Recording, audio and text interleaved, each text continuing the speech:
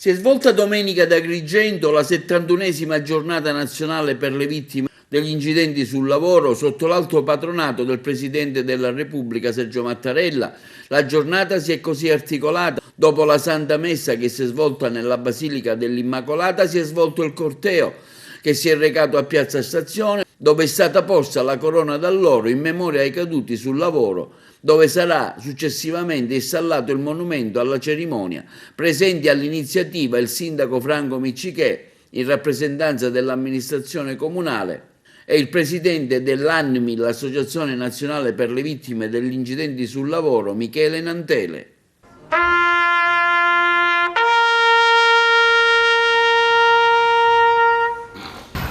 Di Agrigento, l'idea progettuale che ha portato avanti, che si era intestata ovviamente l'Associazione Nazionale Mutilati Invalidi del Lavoro nella persona del presidente Nantele qui presente, il quale ha manifestato da sempre il desiderio di avere in Agrigento, cosa che ancora non abbiamo, un monumento dedicato agli invalidi, agli infortunati, a coloro che hanno perso la vita sul lavoro.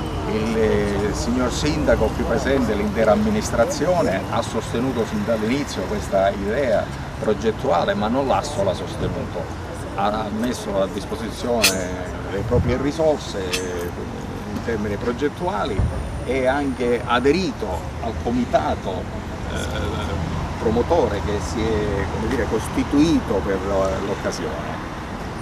Verrà presentato presto un progetto e questo su cui siamo è il sito dove il monumento dedicato ai caduti dovrebbe essere realizzato e ci stiamo lavorando tutti in questa direzione e speriamo di averlo presto qui. Questo gesto di oggi è simbolico perché rappresenta proprio e vuole mettere in evidenza questa cosa che abbiamo appena detto, di posizionare, di portare la corona d'alloro proprio qui dove dovrà nascere il monumento, perché qui è una risposta che ciascuno di noi si dà, perché è il centro della città, il baricentro della città, è il luogo dove tanti pendolari la mattina prendono il treno per recarsi al lavoro. Evidentemente avrà una evidenza che noi tutti possiamo già immaginare. Per quell'occasione voglio dare un applauso d'affetto ai 3 caduti sul lavoro delle Ferrovie dello Stato. Faccio ricordare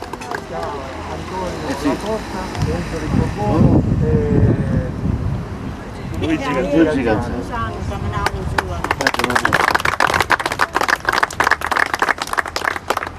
Allora, questo... Gli organizzatori, il Presidente, tutti presenti, per l'iniziativa lodevole. La memoria è importante, la memoria però ci deve servire non come passato ma come futuro. Ricordiamo sì i morti, i invalidi sul lavoro, deve essere il nostro futuro, deve essere un monito. Il monumento deve servire da memoria ma anche da futuro, deve servire affinché le coscienze di tutti noi, specialmente per i datori di lavoro, siano rivolte verso la salute e la sicurezza sul posto di lavoro. Come ha detto poco fa, o come ho letto io il messaggio del Presidente della Repubblica, Sergio Mattarella, si esce da casa per poi ritornare a casa. Ognuno di noi esce da casa per progetti futuri, per il sostentamento della propria famiglia, per i propri cari e quindi deve tornare a casa. È assurdo che c'è gente che purtroppo esce per lavorare e poi non riesce più a tornare a casa. E mi ringrazio perché nonostante ci troviamo nel 2021 ancora le morti sul lavoro sono tantissime. È vero che c'è più tecnologia, forse ci possono essere più pericoli, però la stessa tecnologia deve servire per dare più sicurezza al posto di lavoro. E poi sempre, ribadisco, nella coscienza del datore di lavoro. C'è bisogno che questi numeri si abbassino, ma si abbassano di tanto, se no non abbiamo fatto niente. Grazie. Grazie.